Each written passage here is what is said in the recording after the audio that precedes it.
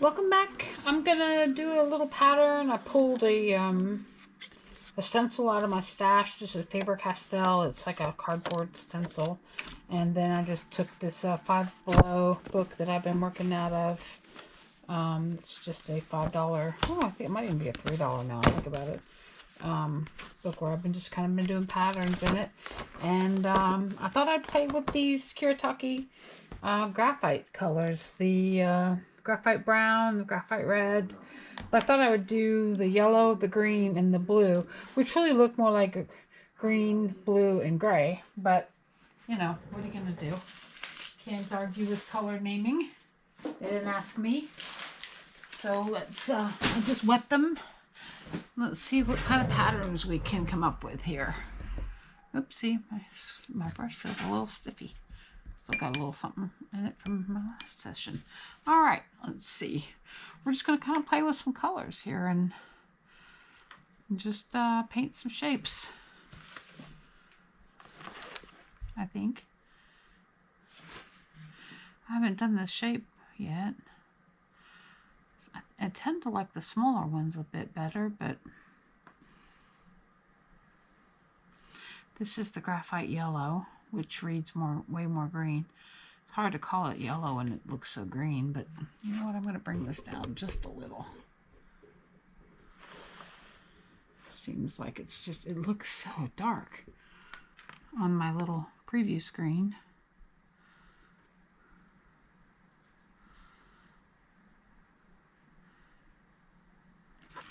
And then I think what I'm going to probably do is just, instead of making a mother, is I'm just going to leave the brush dirty as I go from color to color.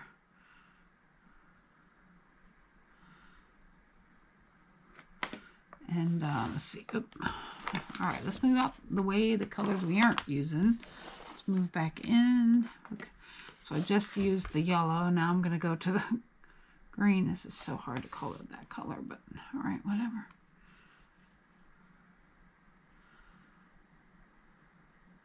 I was kind of debating what color to make these honeycombs. I was thinking maybe a yellow would be, you know, kind of spring and bumblebees and all of that, but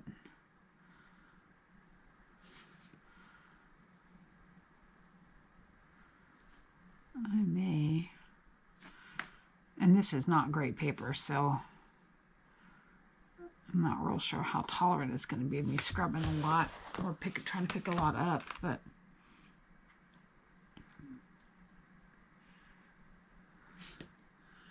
we're just playing around a little bit. And I'm not going to pick up any more pigment. I'm just going to come over here with that pigment load, maybe grab a little bit more.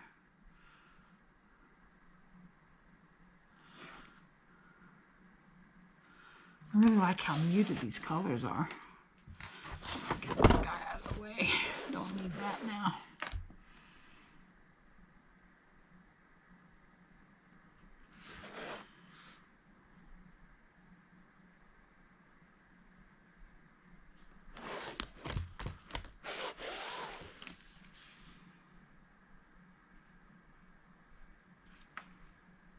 I sure am a big fan of these graphite colors, and I understand, and I haven't done it yet, but I understand. I was watching another YouTuber swatch these out, and she said that if you burnish it with a spoon, like the back of a spoon, that it pulls the graphite up, gives it a sheen, gives it a shine. I'm not sure if I'm going to do that or not, because I'm not necessarily a big fan of shiny. I'm a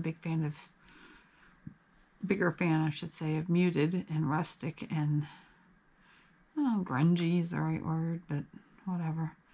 These colors, and they make me think of, like, I don't know, Cape Cod or a coastal beachy scene or woodlands. They also make me think of the Schmincke forest colors, the granulating ones. They have a lot of that same feel. This palette, this group. Okay, that was a lot of color. This one's a little dry. I'm going to spray it down just a little with my... And you don't need to grab a lot of this pigment. You don't need... They activate really easily, And you don't need a little pigment with these guys, go a long way in the event you decide to get them. Just be aware of that.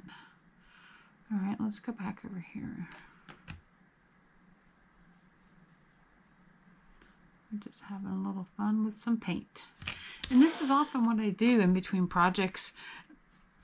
You know, when you sit down to have dinner, and you're having like a 5-course meal, a 7-course meal, they bring you things between as a palate cleanser.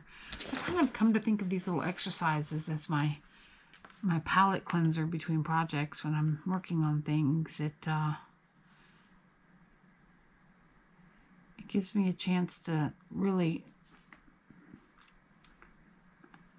cleanse my artistic palette between projects. And I'm the type of artist that I don't just paint. I paint, I do mixed media, I do a little bit of fabric and fiber arts, sewing. I do a little bit of encaustic, and so and then paper arts as well. So I bounce between them, and happily. But I find that this is my palette cleanser in between, no matter what else I do, right? Oh, and acrylics. I play around with acrylics too. But anyway. All right. I'm really a big fan of this green/blue. Ooh, see, look how much pigment that picked up. Holy cow. That is a big pigment load.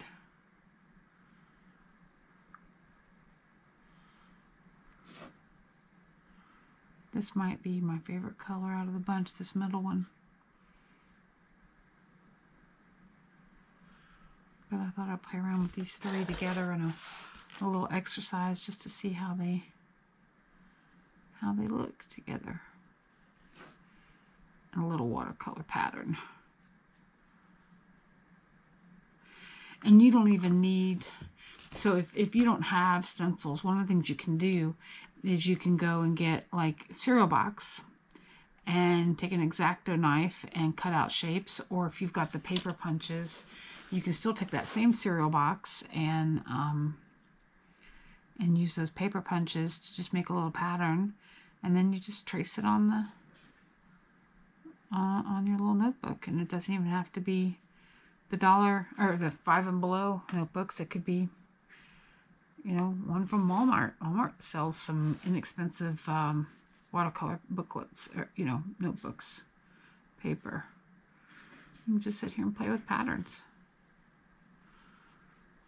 I just draw shapes because freehanding shapes is not my strength. I have things that I'm good at, and that's not one of them.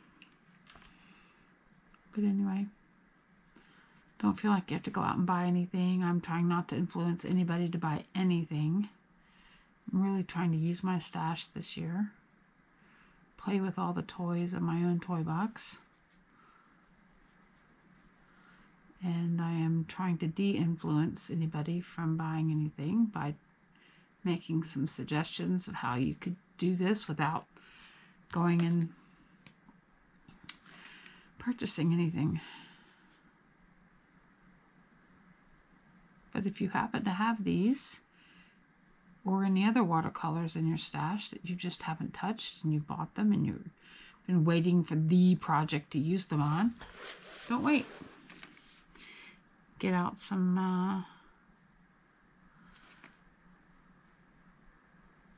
paper. Get out some shapes out of the even foam, those little foamy shapes that you might have in your craft drawer. The ones with the adhesive back. Just find something you can draw the outline of. Even a mason jar. Draw the outline of a lid.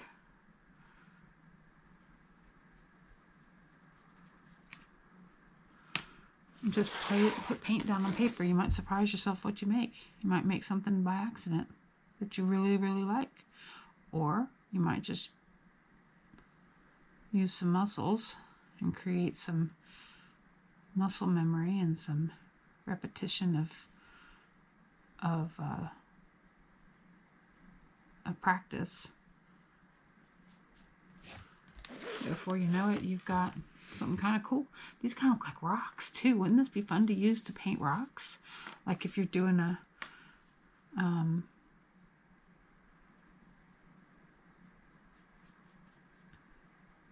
don't know, house on the hill, perched up on some rocks.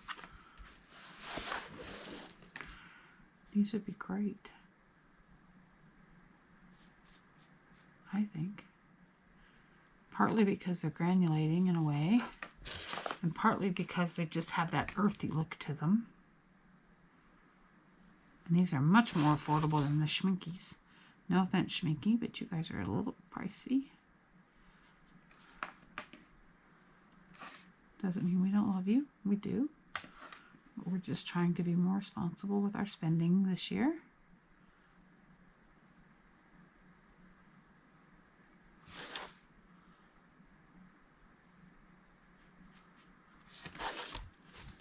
Okay, you're in my way.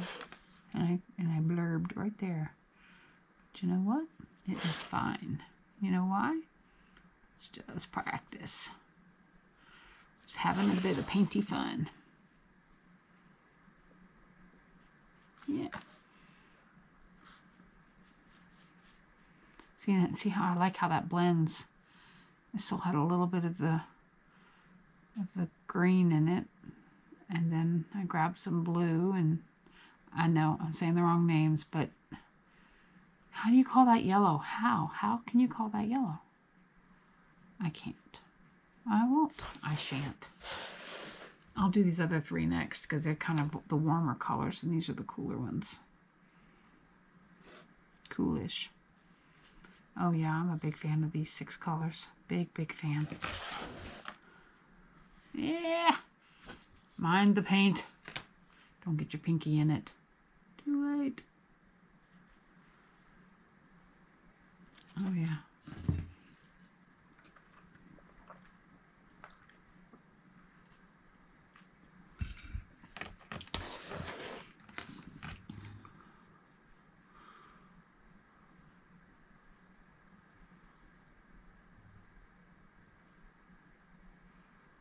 I believe this is technically the blue. It looks a bit more Payne's gray to me.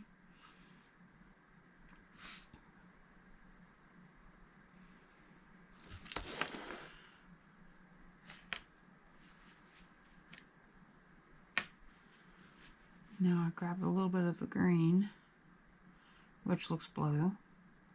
I know. The middle one, whatever you want to call that color.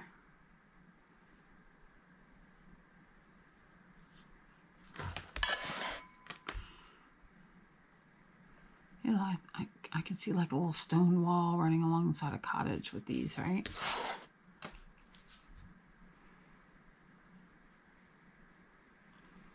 Or a seaside shack, like a fishing shack on a beach or something.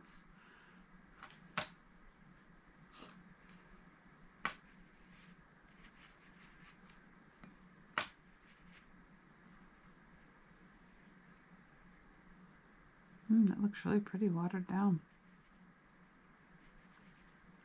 Very misty. Very foggy. Might drop a little color into that because it just feels a little too pale.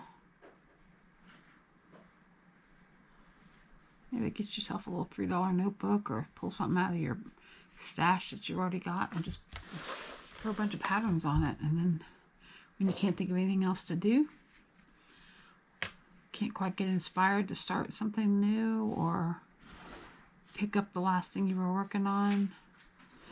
If this notebook has already got a bunch of patterns in it, you might just grab some colors that are speaking to you. Maybe they're seasonal. These aren't. It's spring. Well, it's February right now, which, you know, is way more pink and purple and Valentine-y, but depending on what's inspiring you at the moment, whether it be the weather or your favorite color du jour, then it's going to be fun.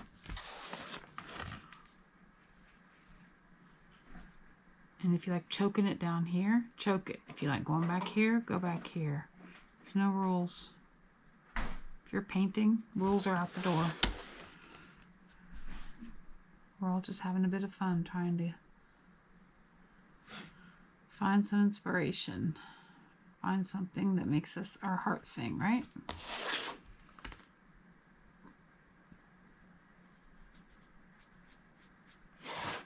Do what makes you happy, artistically speaking. Okay. How are we doing down here? Are these perfectly straight lines? They are not. Do I care? I do not. Because I'm having fun.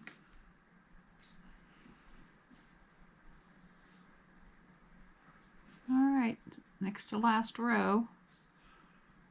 One thing about this small book is it's not a big commitment either. The bigger book, the 9x12, this I think is like 5x7. The bigger book, you know, small book has a lot of value in the fact that there's just not a big commitment. You can sit down and swatch out some shapes, play around with some colors, play around with water control and brush control. And, you know, 15-20 minutes time. Before you know it, you've got a book full of fun little patterns that you can then cut up and make into cards or scan and print out as printables for your art journal, or you're making your own paper in a sense. Now I'm actually purposefully double loading the brush. I'm grabbing the blue and the yellow. Quote, I'm using bunny ears in my head when I say that. And now because now I've kind of swatched out all the colors, and now I'm playing around with what happens with double loading the brush. And who cares if you get it a little bit of one color in another pan? So, okay. All right, so that was blue and yellow. Now let's grab green and yellow. I'm using the label names, not my mind's eye names. All right, that's really dark. I need some more water. The granulation on these are superb. I may have grabbed a little too much pigment for that though. All right, let's do this. Let's really water that pigment down out of this brush. Move it down to here. I don't see the harm.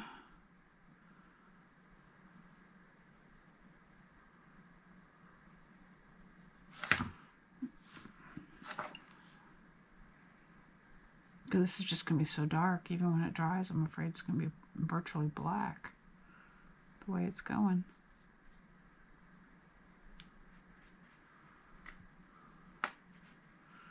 Just add some more water.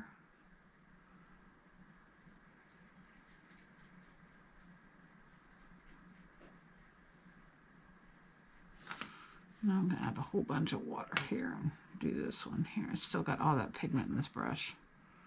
And grab some more. Just do like a mid-tone here.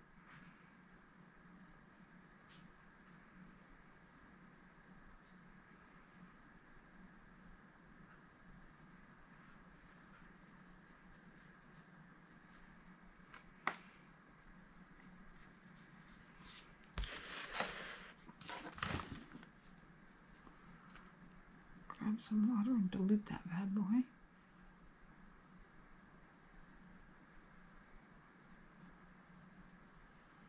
So again, these are the Kuretake Graphites. If you have them, pull them out, play with them. They're fun. I'll do another one with these, the brown, the red, the violet, whatever those other colors are. I'll do another series with that. I'll do another, I don't know if I'll do a hex again, or if I'll do squares or circles, or just what. We'll make a game time decision.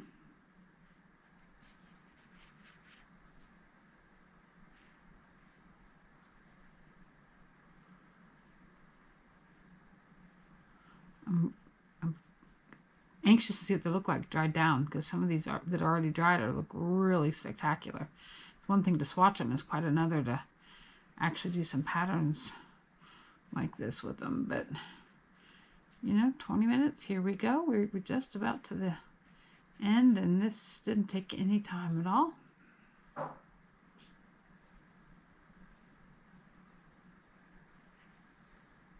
And yeah, I'm quite pleased with that. That was a fun little exercise, and I really am enjoying playing with this set.